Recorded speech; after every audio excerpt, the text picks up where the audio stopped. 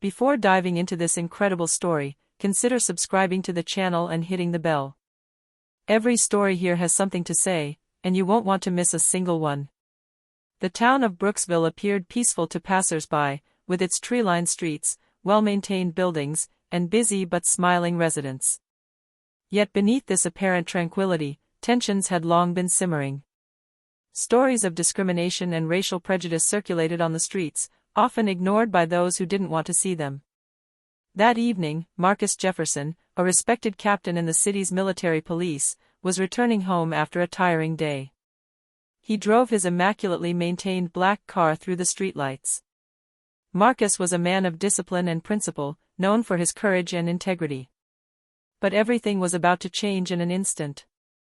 On a street corner, Officer Tyler Green, a city police officer known for his arrogance and prejudice, looked over at Marcus. Nothing in Marcus's behavior justified the interruption, but Green, blinded by his prejudices, saw an opportunity. What should have been a simple journey home turned into an unexpected confrontation, revealing both the fragility of justice when it is guided by racism, and the strength of a man capable of maintaining dignity in the face of injustice. The night was going to be long, and the consequences of this meeting would shake the entire city. Marcus Jefferson drove calmly down Elm Street, his shiny black car reflecting the streetlights. He was returning home after a long day of patrolling and overseeing local military operations. His thoughts were with his family and a dinner he had planned with his younger sister. Suddenly, behind him, a siren blared. Blue and red lights flashed, and a police car signaled him to stop. Marcus threw up his hands in surprise. He hadn't committed any offense. Officer Tyler Green stepped out of his vehicle, his face hard. Green was a white man in his 30s, known for his arrogance and racist behavior toward black citizens. "Good evening, sir. Could you step out of the vehicle, please?" Green said with a forced smile. Marcus sat calmly. "Good evening, officer. May I ask why I'm being arrested?" he asked calmly. Green stared at him. "I've been notified of a car matching yours, and you fit the description. Exit the vehicle." Marcus sighed inwardly. "Agent Green, I assure you, you're making a mistake.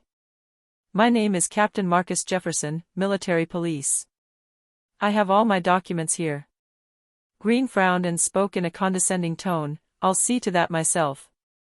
Come down immediately." Marcus complied slowly, trying to remain calm.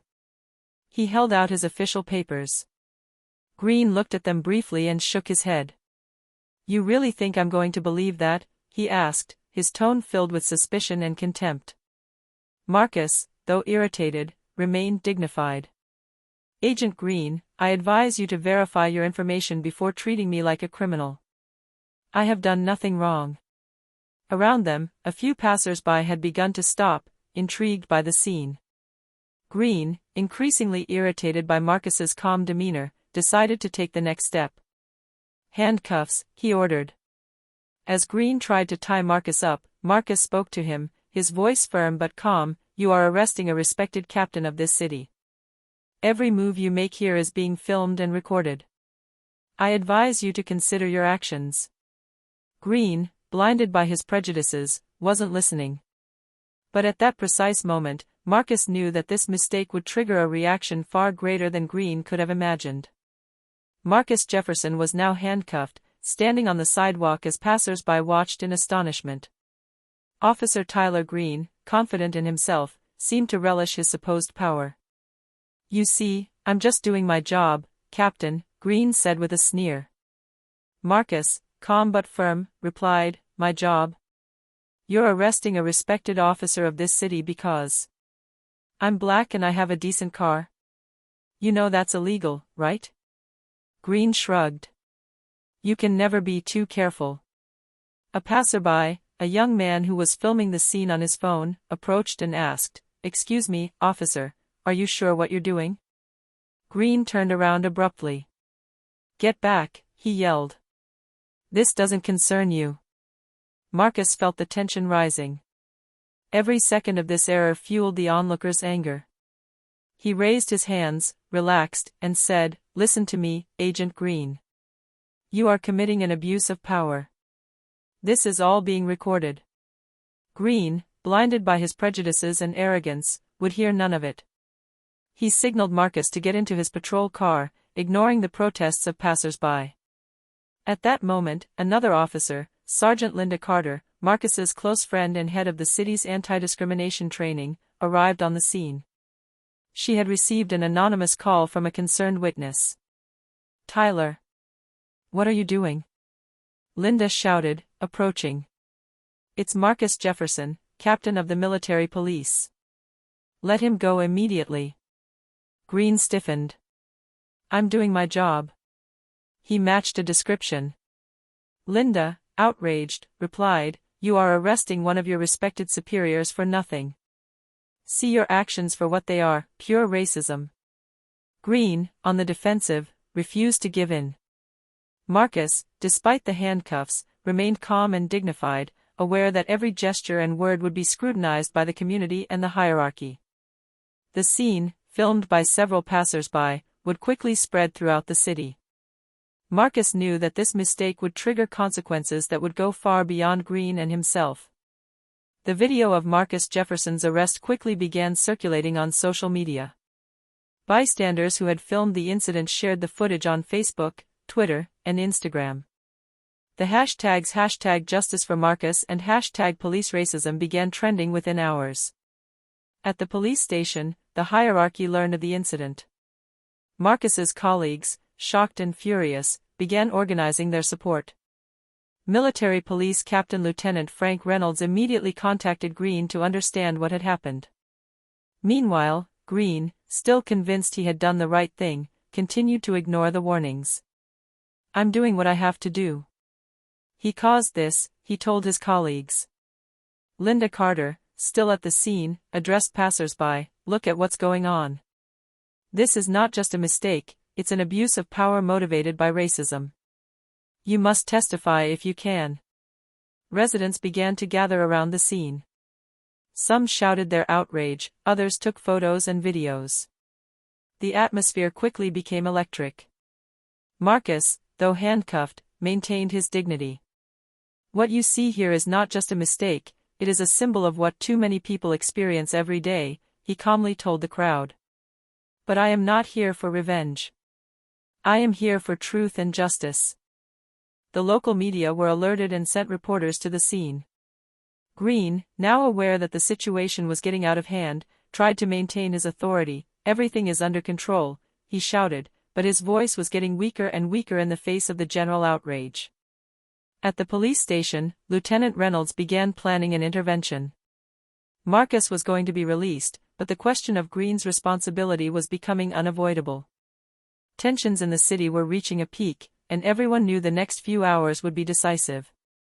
As the crowd around Marcus continued to film and voice their outrage, Sergeant Linda Carter took the lead. She advanced on Green, her face firm and determined. "Tyler Green, stop what you're doing immediately." Linda shouted. "You're arresting a respected captain of this city for nothing. Release him." Green stiffened, his eyes flashing. "I'm doing my job," he replied, his voice shaky but full of defiance. Marcus, still handcuffed but calm, added, "Tyler, I advise you to think carefully about your actions. Every word, every gesture is being recorded. You are committing a blatant abuse of power." Linda raised her hands to the passers-by to keep their distance. "No one touches that man," she said. Then she turned to Green, "You are responsible for this situation. I order you to release him immediately, or I will officially intervene." Green, unsettled by the combined authority of Marcus and Linda, tried to justify his actions. "I thought. I believed." "What did you think?" Marcus interrupted, his tone cold but controlled. "That you could judge someone solely by their skin color and vehicle? You're sorely mistaken." At that moment, Lieutenant Frank Reynolds arrived on the scene with several colleagues. He watched Green, still on the defensive. "Tyler, you will immediately release Captain Jefferson," Reynolds ordered. "And you will follow me to the precinct for a full investigation into your actions." Green, finally understanding the magnitude of his mistake and the authority of Marcus and Reynolds, nodded in shame. He released Marcus, who slowly removed his handcuffs and took a deep breath. The crowd applauded, and some shouted words of support. Marcus addressed them with dignity, "Thank you all. Remain calm and spread the message that injustice will not go unnoticed." Linda placed a reassuring hand on Marcus's shoulder. "You kept your cool through it all," she said. "That's what makes you a true leader." Marcus nodded. "This isn't just about me. It's about justice and respect for everyone in this city." By the next morning, the video of Marcus Jefferson's wrongful arrest had gone viral. Social media was abuzz. Every detail, from Marcus's calm in the face of injustice to Officer Green's blatant arrogance, was being commented on, shared, and denounced. "Unbelievable," wrote one internet user. "How can you treat a captain like this just because of his skin color?" On the streets of Brooksville, anger and outrage were palpable.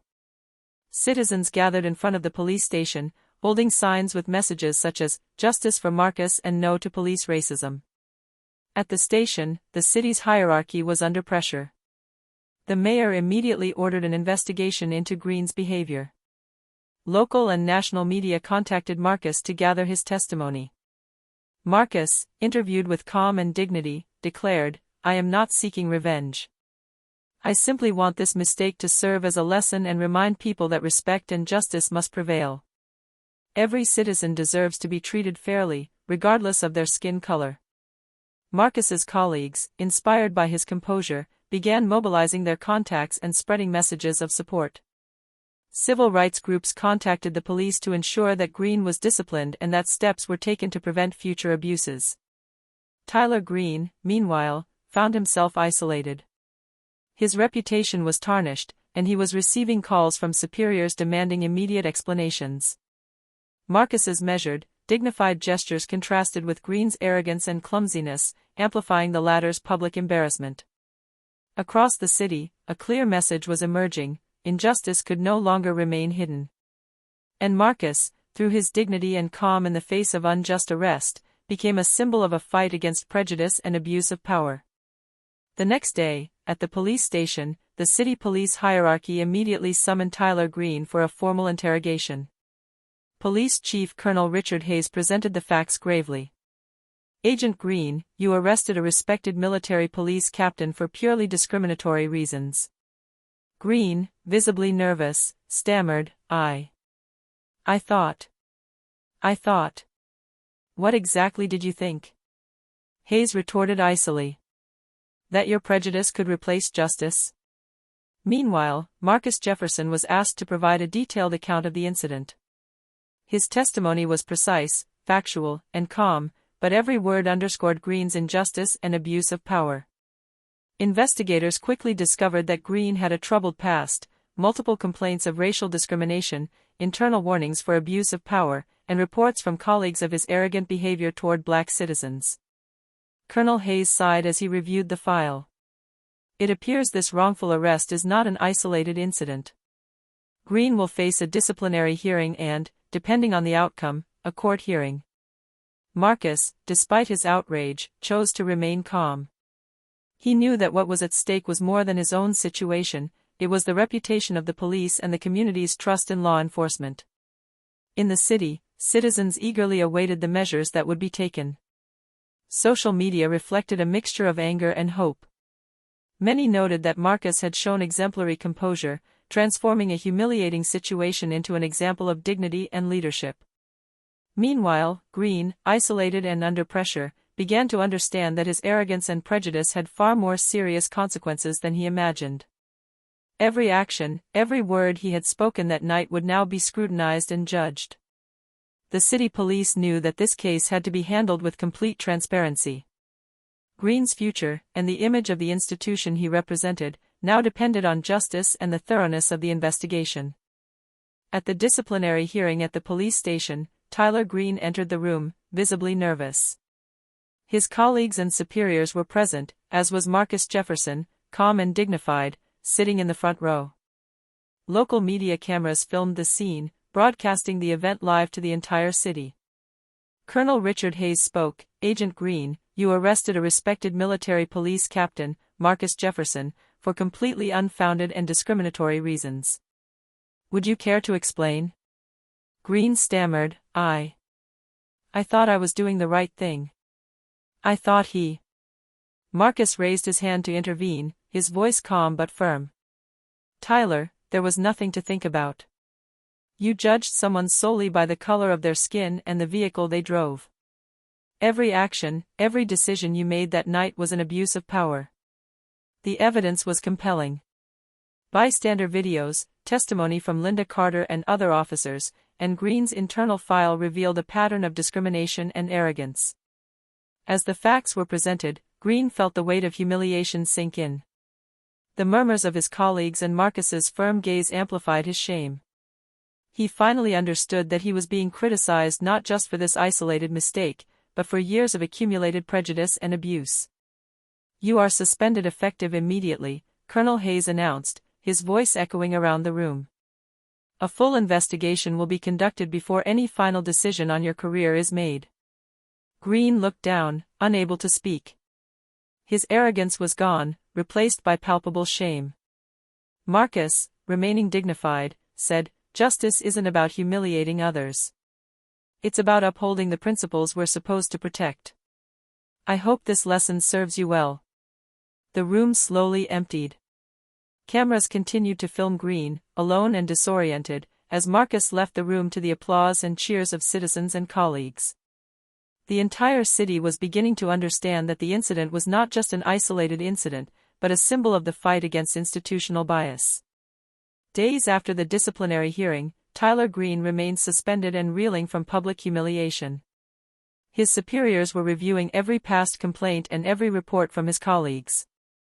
Each testimony confirmed the pattern of his racist and abusive behavior. Green finally began to understand that his arrogance and prejudice had real consequences, extending far beyond his career. For his part, Marcus Jefferson wasn't content to savor his personal victory. He knew the incident was symptomatic of a deeper problem within the police force and the community. He contacted the mayor and the police chief to propose mandatory training on diversity, justice, and preventing abuse of power. Linda Carter, who had played a key role in the intervention, was tasked with overseeing these programs. Marcus actively participated in the sessions, sharing his experience to educate law enforcement on the importance of dignity and respect in every interaction with citizens. In the city, the community began to notice the change. Residents saw Marcus not only as a courageous captain, but also as a symbol of integrity and justice. Peaceful protests and public discussions surrounding the incident prompted a broader reflection on bias and the responsibilities of law enforcement. Tyler Green, isolated and forced to confront his mistakes, received a clear message: discriminatory behavior was not tolerated, and every action had consequences. Marcus hoped this lesson would influence not only Green, but also other officers who might act in a similar manner. This chapter of his life transformed Marcus. He understood that dignity, calm, and justice could triumph over fear and hatred, and that a single man could inspire lasting change in an entire community. A few weeks after the incident, the city of Brooksville held an official ceremony to honor Marcus Jefferson. The mayor, police officials, and community members were in attendance. Banners read, "Thank you for your courage and integrity," and "Justice and dignity for all." Marcus, dressed in his impeccable uniform, stepped onto the stage. He looked around at the gathered crowd, made up of citizens, colleagues, and even journalists who had come to cover the event. Every look expressed admiration and respect for the man who had remained dignified in the face of injustice. The mayor spoke. Marcus Jefferson demonstrated what it means to be a true leader. In the face of injustice and prejudice, he remained calm, courageous, and dignified. Today, we celebrate not only an exemplary captain, but also a symbol of justice and integrity for our city. Marcus stepped down from the stage to personally thank the residents. "Thank you all for your support," he said. "But this isn't just my victory. It's a victory for justice, community, and respect for the values that unite us. We must continue to work together to ensure that every citizen is treated fairly and with dignity." The ceremony concluded with loud applause and cheers. Citizens felt inspired and confident that Brooksville could become an example of justice and solidarity. Even Tyler Green, present remotely and barred from speaking, couldn't ignore the lesson. Marcus had transformed a humiliating situation into a catalyst for change, showing everyone that courage and dignity can triumph over injustice. The entire city seemed to breathe a breath of renewal. The tensions of the fateful night gave way to a sense of hope and mutual respect. Marcus, for his part, knew that his fight for justice didn't end there, but that day had left a lasting impression. A few days after the ceremony, Marcus Jefferson returned home, sitting in his car parked in front of his house. The town seemed quiet, but he knew the winds of change were blowing all around him. He thought back to that night when everything had changed, the unjust arrest, the handcuffs, Green's arrogant stare. Every moment had been a test of patience, dignity, and courage. But Marcus had stood firm, convinced that justice should prevail over anger and that his behavior would serve as an example. Sitting in the silence of his living room, he reflected on the lessons he had learned, that racism and injustice would not disappear overnight, but that every action, every voice mattered. That dignity and respect could change minds, and that patience and perseverance were powerful weapons against intolerance. Marcus looked out the window at the lights of Brooksville. The city he loved so much was at a crossroads. The citizens had seen what could happen when power is misused, and they understood the importance of standing up for justice and equality. He knew that Green and others like him had learned a difficult but necessary lesson. And Marcus, with humility and responsibility, vowed to continue working to ensure that every citizen of the city was treated with respect, regardless of their skin color or status. Closing his eyes, he breathed deeply and felt an inner calm. What had begun as a humiliating mistake had transformed into a symbol of hope and change.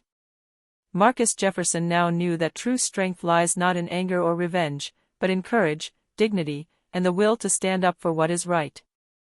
And as night fell on Brooksville, a new page was written, promising a future where justice, dignity, and respect would be the true masters of the city.